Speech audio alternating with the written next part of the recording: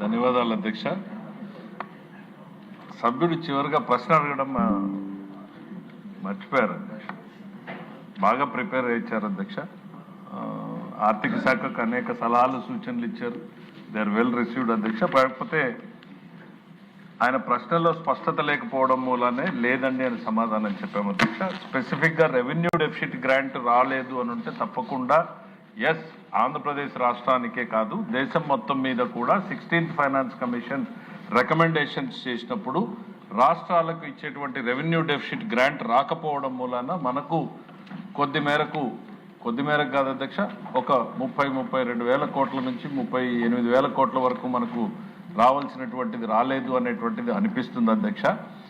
ఇది దేశంలో అన్ని రాష్ట్రాలకి 16th ఫైనాన్స్ కమిషన్ అధ్యక్ష, కేంద్రానికి సంబంధం లేదు. ఫైనాన్స్ కమిషన్ రికమెండేషన్ని ఆ రకంగా చూడడం మూలన జరిగింది అధ్యక్ష. గతంలో ఏం జరిగింది అనేది చూస్తే సభ్యులు చెప్పినట్టుగా 15th ఫైనాన్స్ కమిషన్లో ఈ 2 సంవత్సరాలకి రావాల్సినటువంటి డబ్బుల్ని కూడా అంటే 24, 25, 25, 26కి రావాల్సినటువంటి డబ్బుల్ని కూడా గత ప్రభుత్వం ముందే వాడేయడం మూలన ఈ 2 సంవత్సరాలు కూడా మనకు ఆ సహాయం అందకుండా మన కష్టార్జితం మీద మనం ప్రభుత్వాన్ని నడపాల్సినటువంటి పరిస్థితులు వచ్చినాయి అధ్యక్ష.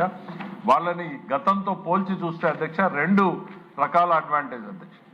14-19లో ఉన్నప్పుడు అధికారంలో ఆ రోజు మనం ఏదైతే రెవెన్యూ డెఫిసిట్ గ్రాంట్ 16,000 కోట్లు కావాలన్నామో అందులో మిగిలిపోయినటువంటి 10,000 కోట్లు, ఈ 2 సంవత్సరాలకు సంబంధించినటువంటి డబ్బులు మొత్తం కలిపి గత ప్రభుత్వానికి 50,000 కోట్ల రూపాయలు అదనంగా లబ్ధి చేకూరింది అధ్యక్ష.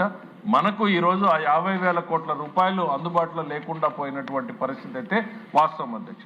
అయితే కేంద్రం ఆ మేరకు డబుల్ ఇంజన్ సర్కార్ మీద ఉన్నటువంటి నమ్మకంతో ఓటేసినటువంటి ప్రజానీకానికి ఇబ్బంది కలగకుండా ఉండడం కోసం ఏవైతే ఇన్ఫ్రాస్ట్రక్చర్ ప్రాజెక్ట్స్ మనం టేకప్ చేస్తా ఉన్నామో అధ్యక్ష, అమరావతిలో ఒక 15,000 కోట్ల రూపాయలు, పోలవరం ప్రాజెక్టుకి ఒక 12,157 కోట్ల రూపాయలు, శాసకీయ అధ్యక్ష ఇది ప్రత్యేకంగా మనం వచ్చిన తర్వాత దీని మీద దృష్టి పెట్టడం మూలన అదనపు నిధులు అంటే క్యాపిటల్ ఎక్స్పెండిచర్ పెంచడం కోసం కేంద్ర ప్రభుత్వం 50 సంవత్సరాలకు సరిపడా లోన్ రీపేమెంట్ ఇచ్చారు అధ్యక్ష. దీనికి ఇంట్రెస్ట్ లేదు అధ్యక్ష.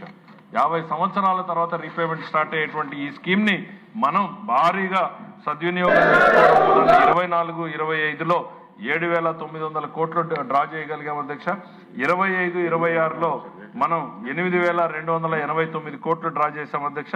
ఇప్పటికీ ఈ ఆర్థిక సంవత్సరంలో 3,428 కోట్లు కేంద్రం నుంచి మనము సహాయాన్ని పొందగలిగాం అధ్యక్ష.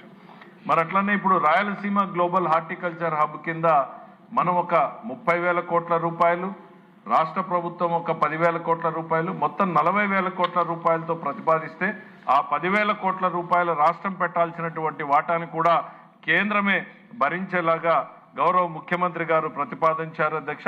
దానికి సూత్రప్రాయంగా చర్చల్లో వాళ్ళు ఆమోదం తెలిపారు అధ్యక్ష. అయితే అధికారికంగా ఇంకా దాని మీద చర్యలు తీసుకోవాల్సినటువంటి అవసరం ఉంది అధ్యక్ష. అట్లానే విశాఖపట్నం ఎకనామిక్ జోన్ మీద ఒక సుదీర్ఘమైనటువంటి ప్రణాళికని నీతి ఆయోగ్ చేత ప్రిపేర్ చేయించడం జరిగింది అధ్యక్ష. దాంట్లో 49 విభిన్న ప్రాజెక్టులు, వ్యవసాయం నుంచి పరిశ్రమల వరకు, ఉద్యోగ ఉపాధి అవకాశాల కల్పన వరకు ఒక 8 లక్షల కోట్ల రూపాయలతో ప్రైవేటు ప్రభుత్వ పెట్టుబడులు కలిపి వచ్చేలాగా విశాఖ ఎకనామిక్ రీజన్ అధ్యక్ష దాన్ని ప్రతిపాదనలు రెడీ చేయడం జరిగింది. అట్లానే అమరావతి, తిరుపతి ఎకనామిక్ రీజన్స్ కూడా మనం ప్రతిపాదనలు సిద్ధం చేస్తున్నాం అధ్యక్ష.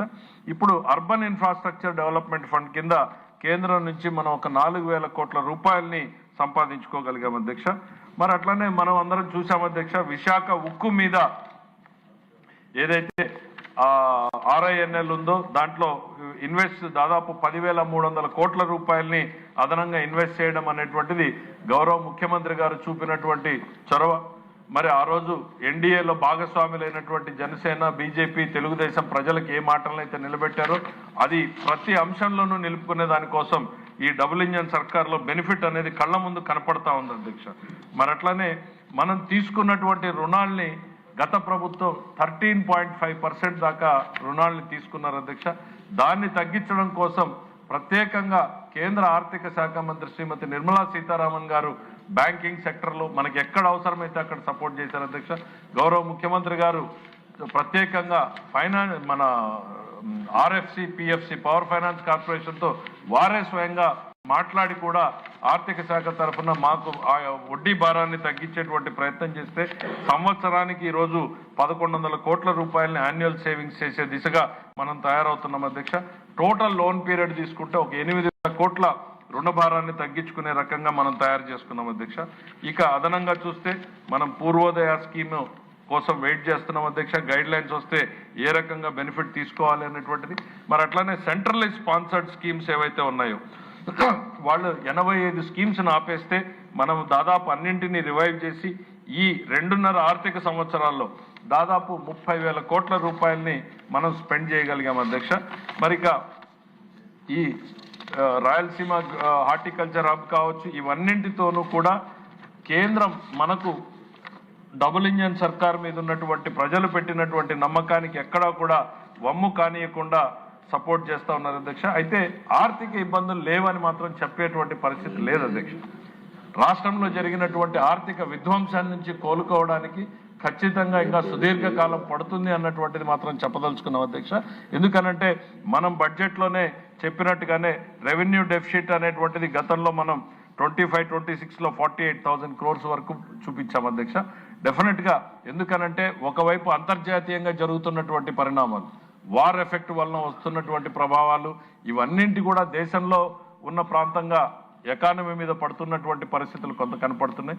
మనం రెవెన్యూ రిసోర్సెస్ని గణనీయంగా పెంచుకోగలుగుతున్నాం అధ్యక్ష. ఎక్కడా ప్రజలకు ఇబ్బంది కలగకుండా, లీకేజ్ అనేటువంటిది లేకుండా, టెక్నాలజీని సరైనటువంటి మోతాదులో సరైనటువంటి పద్ధతుల్లో వినియోగించుకుంటూ రెవెన్యూ రిసోర్సెస్ని పెంచుకోగలిగాం.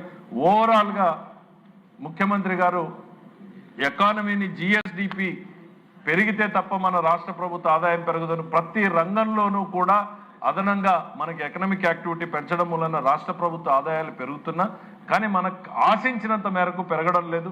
డెఫినెట్గా ఈ ఇయర్ కూడా లోటు బడ్జెట్లోనే మనం కొనసాగుతున్నాం. కేంద్రం నుంచి ఏమాత్రం అవకాశం ఉన్నా ప్రతి రూపాయిని కూడా తెచ్చుకునేటువంటి ప్రయత్నం చేస్తున్నాం. ప్రతి రూపాయిని కూడా మనం బాధ్యతాయుతంగా కూడా ఖర్చు పెడుతున్నాం. ప్రతి దగ్గర కూడా గౌరవ ముఖ్యమంత్రి గారి గైడెన్స్ అనేటువంటి తీసుకుని ఇవాళ రాష్ట్ర ఆర్థిక పరిస్థితిని ఒక గాడిన పెట్టగలుగుతున్నాం అన్నటువంటిది ఈ సభ ద్వారా ప్రజలకు చెప్పదలుచుకున్నాను అధ్యక్ష. థ్యాంక్ యూ అధ్యక్ష.